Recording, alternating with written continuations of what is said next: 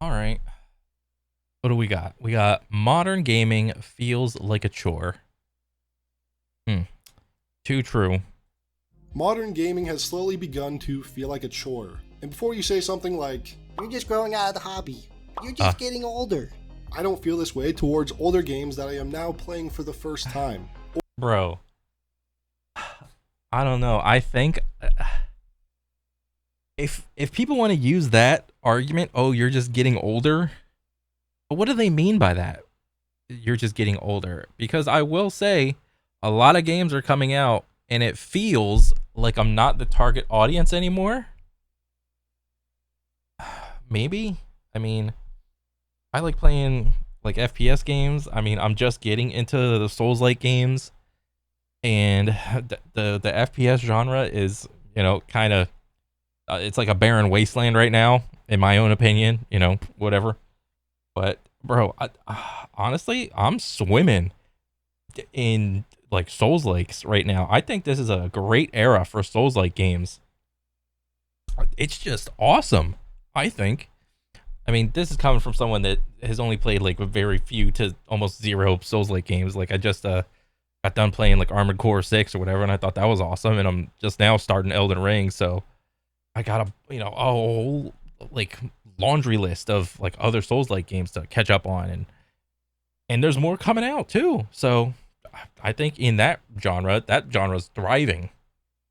Or several indie titles. Now, this feeling mainly comes from the mainstream AAA games released over Yeah. the last few years. And I know I'm not alone in this, as it's one of the most common topics brought up in forums and discussions in the broader gaming community. You know, it isn't just one or two niche.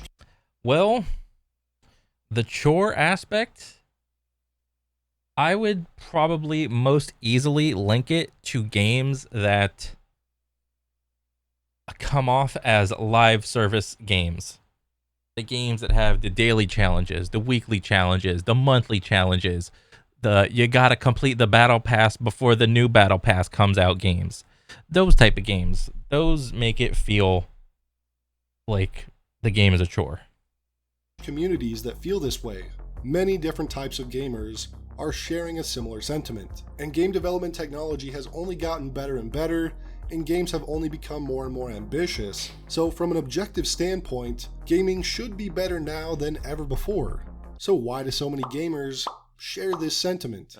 Again, Uh, there's always the You're outgrowing gaming. You're nostalgic for the past. You're just burnt out. well, a lot of the genres and IPs that are surviving barely today were started back in the day. And seeing the beginning of certain IPs and seeing the evolution of them can be very revealing, because when you're there in the beginning, you're like, "Oh wow, Joe, like I don't know, uh, the first Elder Scrolls game came out. I didn't play that one. The second one came out. Didn't play that one. I played the first Elder Scrolls game I played was Oblivion, and then I played what did I play after that? I played Skyrim multiple times. All right, but like the games that came before that, like those people. Do you think those people that let's say played Elder Scrolls like one thought the same thing when Oblivion or Skyrim came out? Like, oh, this is becoming a chore. Oh, this is not as good as back in the day. Or like for platformers, like when Mario came out, and then platformers kept evolving. I mean, what are you gonna do to evolve a platformer? Like when the new ones came out, do you think the people that enjoy platformers, were they like, oh, platformers are becoming a chore? Whatever reasoning you want to apply to any given timeline, you can probably ask the same question further back and see if it still applies, to see if your reasoning is still solid. And while these are applicable to some, I don't think it fully represents the full picture, and the problem goes far deeper than these very surface level explanations. So I Yeah. want to look at that first point. Old games don't feel like a chore, but new ones do. Why? Okay, let's just see. Why? Let's just. What's the difference between new and old game design that's Oh well, bro, come on. You're using Assassin's Creed. Assassin's Creed, the was it Assassin's Creed 1 had a shitload of chores and fetch quests in them, okay? Like, come on. I haven't even played either of these games. Like, isn't Mirage not even out yet? Or is it out? I'm not sure. But I know Unity came out, like, many years ago. But I didn't play Unity. But I played the very first Assassin's Creed, and that one was just a fucking map and a bunch of, like, go here, do this, go here, do that, go here, do this type of quests. So, I don't know. Maybe Assassin's Creed isn't a good example because they have always been very checklisty. Separate them from one another. Well, there's quite a lot actually, and we're not going to be able to cover all of them in this video. Yeah. But one of the most important things to me is old games rarely wasted your time. They got you right into the action, right into the adventure. And well, the reason they had to do this was because all of these older game companies, they didn't have an established reputation back then, I would say. Like, maybe they had an established reputation based off of like some other IP, and then they made a new one, and then it's like, oh, God of War 1, boom. Like, I remember when God of War came out. That game was freaking awesome. But people back then weren't really tied to a game developer back then. They, like, when I was a little kid, I didn't know what fucking game developer published versus what publisher versus this guy, that guy made the game, and I'm like, I'm a little kid, I don't know that shit. I just know, oh, new game come out, ooh. All right, so they literally had to grab your attention, you know, with a, you know, an action-packed game that didn't waste your time. They couldn't get away with all these, you know, waste your time features. Other than Metal Gear Solid, most games didn't have hours of cutscenes, or tracking across open expanses of nothingness to get to the next point of interest. No. Oh wow, actually, that's a really good point. And using Zelda as the example, I thought the Zelda games were like flagship games of like, this is good gameplay, but then you just use it as an example of, well, there's a lot of fucking open space that nobody really wants to walk around in. That's how the Nintendo Zelda waste your time.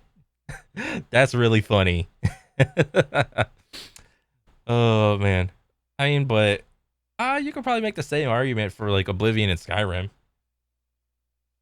I don't know, but at least with Oblivion and Skyrim, there's like a ton of shit. Like, you walk 10 feet one way, you're in a random cave 256, or you walk another way and it's like you're on some a mountain fighting a dragon or some shit.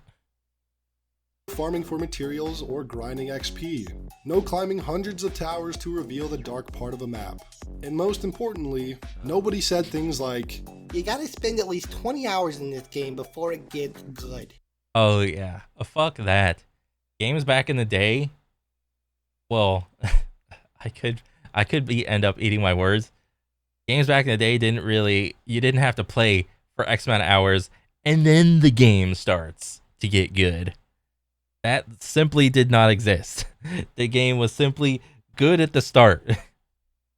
I remember playing Ratchet and Clank, Ratchet and Daxter, or wait, what is that? I said Ratchet and Clank and Jack and Daxter. You know, those are two awesome examples right there. Sly Cooper, all these like PlayStation and Xbox games. What else? Like a bunch of old fighting games like Soul Calibur. They were just good. You know, you could tell right away if a game was going to hook you. Yeah. Let's take New Vegas and Starfield as examples. Oh, here we go. Compare the first 60 minutes of New Vegas versus the first 60 minutes of Starfield. Oh, I haven't even played Starfield, but I played New Vegas, and New Vegas slaps. In Fallout New Vegas, you get a brief intro cinematic to set up the world of Fallout and the main plot that New Vegas would revolve around. You immediately wake up in a doctor's house. He helps you set up your character stats and character creator. Yeah. You stumble outside and begin talking to a few folks in town. You learn the basics of combat and survival from one of the characters. You then involve yourself in a conflicting quest to either help the town against a bunch of escaped convicts, or help the convicts take over the town. And in Yeah. the process of all that, you've learned about skill checks and branching quest design that will affect the game forever. Yeah. And in the aftermath of whichever choice you choose, you now know almost everything you'll ever need to know for the rest of the game, and you've pretty much wrapped up your first hour of New Vegas right there. Obsidian then hands you the reins to just go play the game. Get on out there. Complete freedom from here on out. In fact, you can wake up and run straight out of Good Springs immediately, if you wanted to. Now let's take a look Yeah. at Starfield's first hour. You're Okay. going to spend about 10 minutes slow walking while NPCs ramble to you. You pass out and wake up, create your character stats, slow walk for another 10 minutes with more exposition dumping, fight off a group of pirates for about 20 seconds, Okay, so there was action after about 20 plus minutes. Okay. slow walk, and then exposition dump some more, interact with your loading screen, your ship, walk around a barren planet, shoot a couple more pirates, and then somehow, after that first hour, the game becomes even more restrictive and slow. Really? You will spend the next 3 hours doing nothing but slow walking and talking to NPCs to tutorialize you some more. Another 5 hours of fetch quests and radiant quests go by, and then by maybe hour 12, Bro, I hope to God that they don't do what they did to Starfield to the next Elder Scrolls. Was it Elder Scrolls 6? Please, God, do not slow walk me to death. over 13, you have a similar level of freedom that you did after the first hour of New Vegas. By hour Bro, I'm calling it right now. If Elder Scrolls 6, because you know how this game came out with like the procedurally generated like planet map things? Please, God, please don't come out with the whole procedurally generated caves and dungeons for Elder Scrolls 6. Please, God. I'm calling it right now. I'm the first one. hour 12 in New Vegas, I'd be balls deep in uncovering a cannibalism conspiracy inside the Ultralux casino. Hell, even at hour 6, I'd already sent some ghouls into outer space. And games can often feel like a chore when they waste your time or they take too long to get going. And even when they do get going, it's not that good. And while not everyone feels like Starfield is a chore to play, I think it's more than safe to say that Starfield has been a very large disappointment for many for this very reason. If you want to I heard like mixed things. Some things are good, some things are bad. I heard like the shipbuilding was really good, and that's about it. The combat was janky. People are clipping in and out of ships and buildings. People's interactions are weird. Like they'll just walk by and their eyes will be like, huh? explore, you'll have to go to your menu, zoom out of the planet, zoom out of the star system, navigate to a correctly leveled star system and fast travel. Then you watch a loading screen, a landing animation, and walk in a straight line for 3 to 5 minutes until you reach a point of interest. Unfortunately, none of these points of interest are interesting. At best, you'll find a copy-pasted pirate camp, and at worst, you'll find a planet trait, which is useless unless you're trying to fully scan a planet, or a cave with a few alien enemies and basically nothing in it. But Starfield is just the most recent example of a game that wastes the player's time. We could discuss forever about the 20-hour feature films in the Sony PlayStation catalog, or the overbloated and tedious gameplay design of Ubisoft titles, or other generic game studios. Or we could talk about live service games that every few months give players 30 hours of busy work to grind out. Yeah. It doesn't matter the example, you know exactly what I'm talking about. Modern games that love to waste your time, and only focus on getting you to spend as much time as possible inside their game. In the game. Why? Well, because if a game comes out and it has a 12-hour runtime, gaming journalists and basement dwellers will publicly crucify the game for not being long enough. Yeah. You know, I can see it now. BioShock released in today's timeline would have 10 hours of cutscenes added on top of it, and several NPCs would have radiant quests to complete, with the game totaling to over 40 hours. Because longer means better, am I right? Wrong. That is absolutely Wrong. true. Older games rarely would waste your time though. They knew that people had a limited time to play games, and that people are interested in playing other games. You know, I can play Assassin's Creed 2 over a weekend. Maybe like an extra evening on a weekday too. And that's awesome. I didn't waste 2 months grinding it like I did with Valhalla. And because it doesn't take so long to get through... Really? I thought everybody said that Valhalla was really good.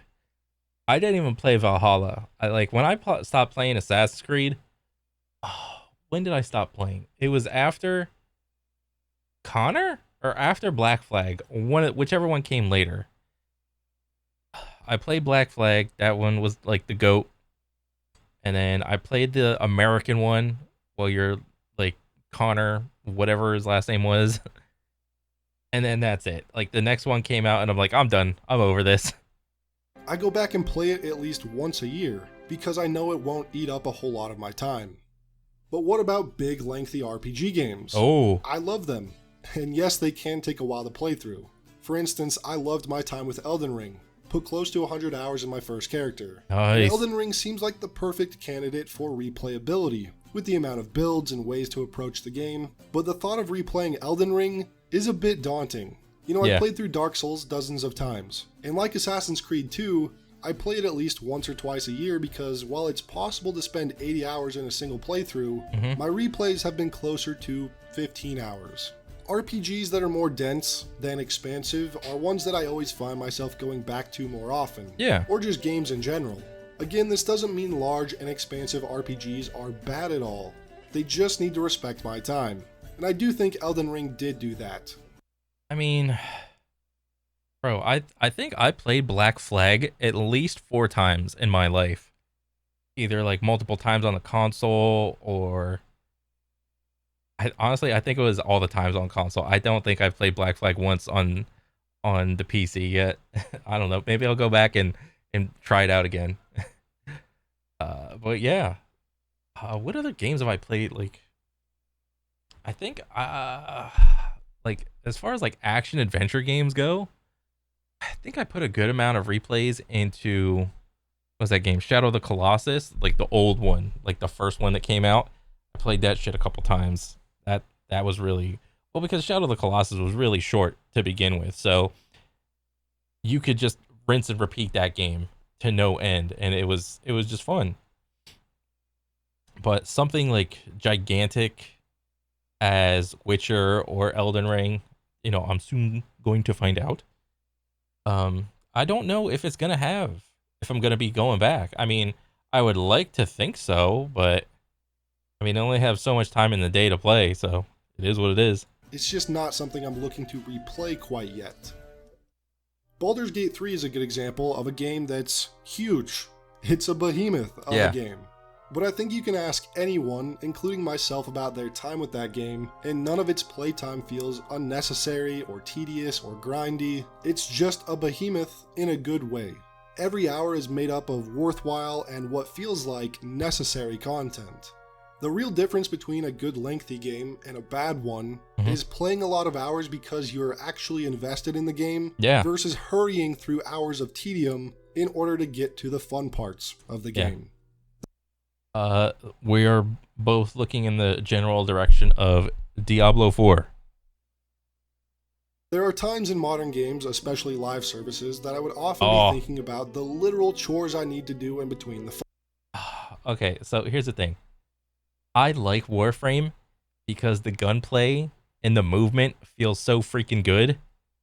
Yeah, there's a lot of visual clutter and it's super annoying, but the gameplay is really like sharp, responsive, and I I don't know. I still like it. fun, doing all the live service style bullshit. Yeah. Between hours of tedious quest design and more hours of inventory management, I was mostly relieved when I finally stopped playing the game for the night. Maybe 30% of my time in the game was actually having fun. Grinding for XP and materials to advance isn't a massive problem if the grind is reasonable, but we all know that in most games these days that just isn't the case. And again, the grind is always extended not for the player The most chief offender. enjoyment, but to either pad out runtime in a game Yeah. or make you invest more in order to become addicted. Yeah, for D4 it's at its core, it's the dog shit itemization and the stupid amount of damage buckets and how many different item affixes can roll on an item. It's mind-boggling. After a while, it became sort of stressful to play these games. like a genuine second job. I'm sure you've heard that several times. Yeah. Whereas the games made with genuine intentions, I always find myself truly invested into because I wanted to be, not because it required me to be. Games like these tend to consume my thoughts because of the world, the characters, the badass builds I'm experimenting with. I become obsessed with it. Not saying it's healthy for a game to consume your life in that way either, but at least you're genuinely enjoying the game because of the game. Yeah, I mean, what is this? Skyrim? Bro, you can play a single dungeon in Skyrim for like an hour or so on your first playthrough. I'm talking about your first playthrough. You know, you're new to the game. Maybe you played Oblivion before, so you kind of get what's going to happen. And, you know, you get out of the, what was Skyrim? You start in that castle area, then dragon attacks, and then you get kicked out, then you go to the sewer, then you're out of the sewer, and then you can go anywhere, and you can get immersed in a dungeon for about an hour. Like that's what it felt like for me. My first playthrough of Skyrim, I would check every little nook and cranny of Skyrim in of each little dungeon, you know, because there'd be traps, there would be little random like containers just sitting everywhere. There'd be enemies like lurking in the dark. I would do the whole stealth archer thing, like your boy here. And yeah, I mean, one dungeon can easily take an hour if you want to like play the game a certain way. Not because you're trying to check off a to-do list. Moments in games like, shit, I failed Siegmeyer of Katarina, and I have to relay the bad news to his daughter. I wonder where she is. And then I spend several hours playing and adventuring, thinking about Siegmeyer's story and trying to find his daughter, while also working through other challenges along my journey. Moments like those are what make me want to keep playing and move forward. Now, it would be wrong not to dive a bit into the reality of gaming burnout, which can also be a big reason some find gaming to be a chore, so let's talk about that. In today's gaming culture, there is a lot of social pressure surrounding the enjoyment of certain games. Like, you must like this game and praise it. Or if you enjoy this game, then you're an elitist. The online culture of video games can get pretty exhausting because... Thank God I am not tied up in that, okay? It feels really relaxing that, I don't know, but for some reason, I just come home and I boot up Kovacs, all right? I just click dots like for a good amount of time, and then I just sit there and enjoy some, I don't know, podcasts or some videos on the other monitor, and I'm just loving life, man. Like all these like action adventure games, I still like action adventure games, but they are a significant time investment because of the combat system. There's a story, there's multiple level up systems, things like progression systems, currencies, just understanding how the controls work, so on and so forth.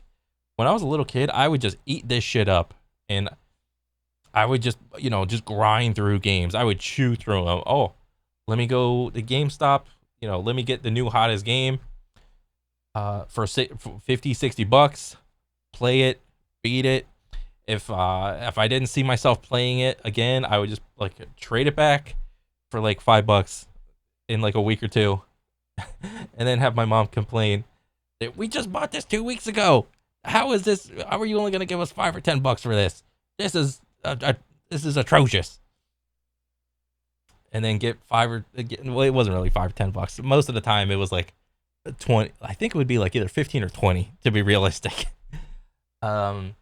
But I would do that and then pay another $40 for like another game, and then maybe I would get a used game, and I would just chew through games, and it would be really easy to jump from game to game because I would be so familiar with how just systems worked as a little kid. But now, I don't know, maybe it's like because I'm older and I don't give a shit about learning said new systems again and again, and I have less free time now as an adult because I have to do adult shit.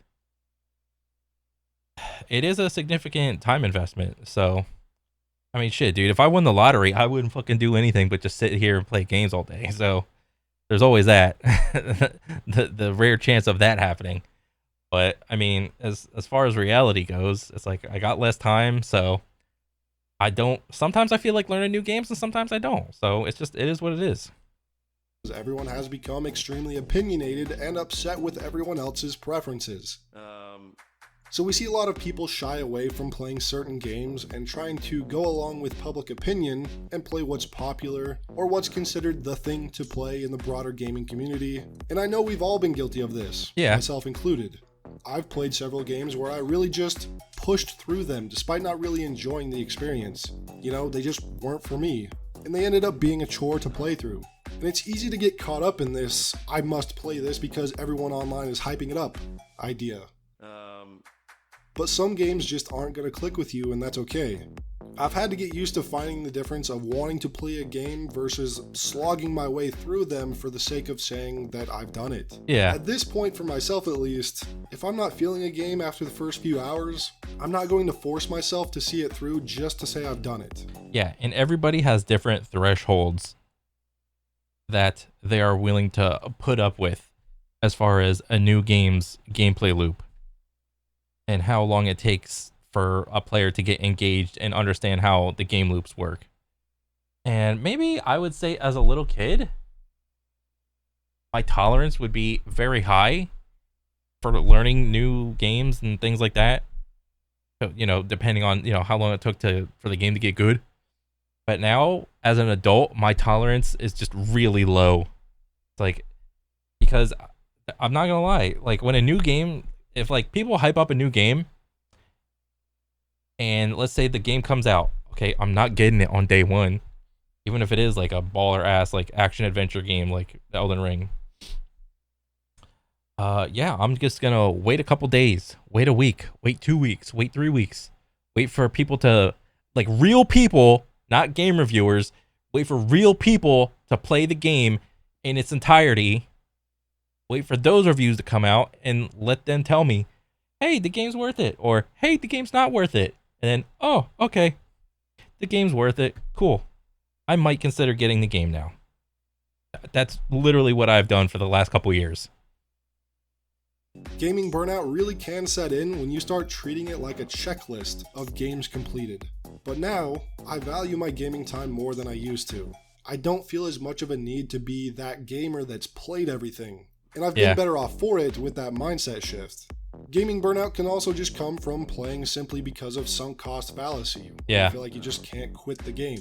Usually a live service one because 700 hours in Lost Ark? Those are rookie numbers, bruh. You gotta pump those up. of the hours you put into it. But sometimes you just need to hang up your hat and call it quits if you aren't enjoying a game that you once adored. Bro, for me, the game that did that to me was Apex Legends. I think I have something like 14 or 1500 hours in Apex, and since I play on M&K, it's really hard to be like exceptionally good in that game on M&K. So I was just like, okay, there has come a time for me to uninstall this dog shit. Can't do it anymore. All right, uninstalled. And honestly, I'm enjoying my time not playing it. It's awesome. Like I still watch like Apex competitive once in a while because it's still like kind of fun to watch. But other than that, as far as playing it, nah, no thanks. Sometimes you are the problem. But all that being said, I do think objectively many games released nowadays, same as most movies and entertainment in general, while look flashy and have massive budgets, don't have those same things that hook a lot of players or moviegoers like they used to. Yeah. If I really think of a TV show that really wastes my time, it's The Witcher show. And that is not a problem with the source material that it's based on. Here we go. It depends on who you're asking. To the diehard Witcher fans, Witcher was bad from season 1, and it got worse in season 2 and 3, but to an average person, it was probably really good season 1, kind of mid season 2, and then season 3 it's just like off the rails, you know, for someone that like played the games but nothing else. And then they're like, ooh, the live action one with Henry Cavill, ooh, as Geralt, and he played the games, and he likes the characters, and he knows the lore. Ooh, this is the perfect role for him. What better actor could we ask for to be Geralt? The source material is fantastic. I highly recommend you read the books. But don't watch the fucking show. Talk about Yeah. a piece of media that wastes your time. Or what about a game like Back for Blood? That game completely dropped off and kind of flopped. Oh, wasn't this supposed to be the successor to Left 4 Dead or whatever? I never played Back 4 Blood, and I wonder why it was so bad. But the games that inspired it have lived on with healthy player. Like, oh my god, Left 4 Dead 2, oh my god, a 24-hour peak of about 36, 37K? Just playing in the last hour, just 25K? Like, what the hell? What's the big difference? What are the big differences between Left 4 Dead 2 and Back 4 Blood? Like, is Back 4 Blood like literally just that bad? It's you're getting 4 bros together and you're fighting zombies. Like, how could they fuck that up? Accounts and communities for over a decade. I think it's because a lot of these games aren't developed by gamers anymore. If you start looking at a lot of the development teams at most studios, you start to learn that a large number of the employees are just people who worked at some other random tech company prior to the game studio, and only took this job because they needed a job in their field. A lot of them are very clueless as to what makes a game so encapsulating. Now I know I've already lost some of you with that thought, but I think it's pretty evident when looking at the state of the industry today. You know, when a game like Baldur's 3 comes out, made for gamers, by gamers, that Well, I would say this. Whenever you're making a game, and you're like a dev making a game, it's hard to see, to like zoom out and try to visualize how the game is going to be taken from a general audience. You know, when you're working on a game and you're seeing it every day, it's nothing special to you. It's just, it is what it is. You can see the characters, like modeling the characters. You're messing around with the textures, the colors, the shading. All the characters are T-posing, and you're the one that has to mess with all the movements, the facial things to go along with each little conversation, and so on and so forth. And when you see that stuff every day, it takes away the magicness of it. So you need to have that third, opinion. So I don't really fault devs sometimes for, missing the encapsulating aspect, but I get what you're saying. that really care about the experience of the player, i.e. the customer, it's easy to see why they're so successful and sell so many copies, and become a big cultural phenomenon. We need games developed by gamers, for gamers that don't waste our time. Yeah. Because that is what I believe makes gaming feel like a chore. But that's just one man's take on the idea of gaming becoming a chore. Let me know your thoughts in the comments, and I'll see you all in the next one. Yeah. Oh man, that was a good little video. I liked it. I mean, the whole games feel like chores. I would say the most chief offenders are the games that market themselves as live service games. There are a ton of great indie games and a ton of great Souls-like games, and maybe, okay, I was gonna say MMOs, but that's like meh. But definitely, man, there's a ton of games that don't feel like a chore, and it's just up to you as a consumer to figure out which games those are. You can't expect every game to just grab you. You gotta go out and hunt. So yeah, I mean, it is what it is. But yeah, I mean, I liked the video. It was awesome. It was like, November Hotel does good stuff. I like his videos, and I want to see more. So yeah, that's pretty much it for me. All right, so take it easy, guys, and I'll see you guys on the next one. Later.